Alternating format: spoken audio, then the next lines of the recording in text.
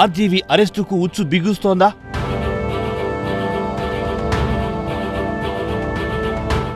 AP కంటే ముందే ముంబై పోలీసులు అరెస్ట్ చేయబోతున్నారా?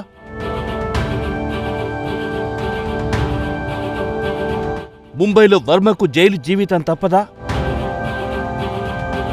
అంతే అవుననే సమాధానం వినిపిస్తోంది. రామ్ గోపాల్ వర్మపై ఆంధ్రప్రదేశ్లో కేసులు నమోదయ్యాయి. అరెస్ట్ నుంచి ఉపశమనం పొందినప్పటికీ ముంబై కోర్టు ఆదేశాలతో వర్మ అరెస్టు ఖాయంలా కనిపిస్తోంది. చెక్ బౌన్స్ కేసులో ఆయనకు జైలు శిక్ష పడింది. లొంగిపోకుండా ఆయన తన శిక్షను రద్దు చేయాలని పైకోర్టుకు వెళ్లారు. ఆ కోర్టు శిక్షను రద్దు చేయడం సంగతి పక్కన పెడితే ఎందుకు లొంగిపోలేదని ఫైర్ అయి వెంటనే నాన్ బెయిలబుల్ వారెంట్ జారీ చేసింది. బెయిల్ ఇచ్చేందుకు నిరాకరించింది. కోర్టులో లొంగిపోయిన తర్వాత బెయిల్ పిటిషన్ దాఖలు చేసుకోవడానికి వెసులుబాటు ఇచ్చింది.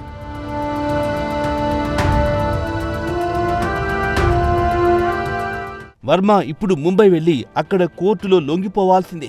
ఆయనపై అదొక్కటే కాదు, అధికారికంగా చెక్ బౌన్స్ కేసులున్నాయి. వాటిపై విచారణ జరుగుతున్నాయి.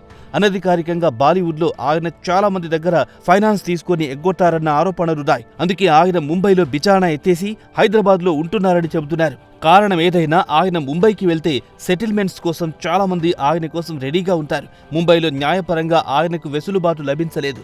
ఇప్పుడు కోర్టులో ఆయన లొంగిపోవాలి. లొంగిపోయిన తర్వాత బెయిల్ పిటిషన్ దాఖలు చేయాలి. ఒకవేళ కోర్టు జైలుకు వెళ్లాల్సిందే అంటే ముంబై జైల్లో ఆయన కాలం వెళ్లదీయాల్సి ఉంటుంది. ఈలోపు ఎలాగో ఏపీలో కేసులు విచారణకొచ్చే ఛాన్స్ ఉంది.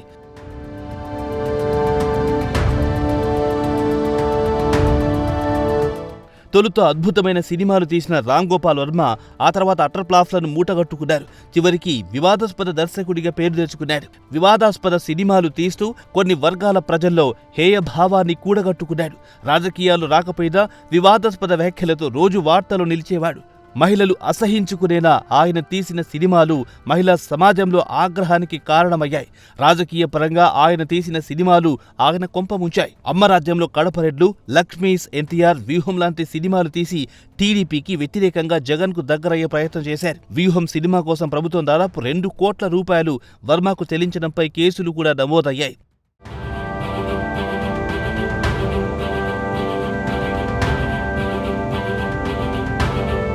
అలాగే ఆయన ఫోటోలు మార్పింగ్ చేశారంటూ మరికొన్ని కేసులు నమోదయ్యాయి. ఈ కేసుల్లో ఇప్పటికే ముందస్తు ఊరట కోసం ఆయన ఏపీ హైకోర్టును ఆశ్రయించారు. అక్కడ ఊరట లభించింది. ఈలోగా ముంబైలో ఉన్న కేసులకు సంబంధించి అక్కడి కోర్టు అరెస్టు వారెంట్ జారీ చేసింది. మొత్తానికి పోసాని మురళీకృష్ణతో పాటు ఆర్జీవీ కూడా ఎవరో కళ్లలో ఆనందం చూసేందుకు ఎరక్కపోయి ఇరుక్కుపోయారు. ఆర్జీవీకి ఆంధ్రాలో కాస్త ఊరట లభించినా ముంబైలో మాత్రం ఉచ్చు బిగుసుకుంటోంది. పోసాని, ఆర్జీవీ ఇద్దరి ఉదంతాలు అలాంటి మానసిక ధోరణి ఉండేవారికి గుణపాఠాలుగా మారుతున్నాయి.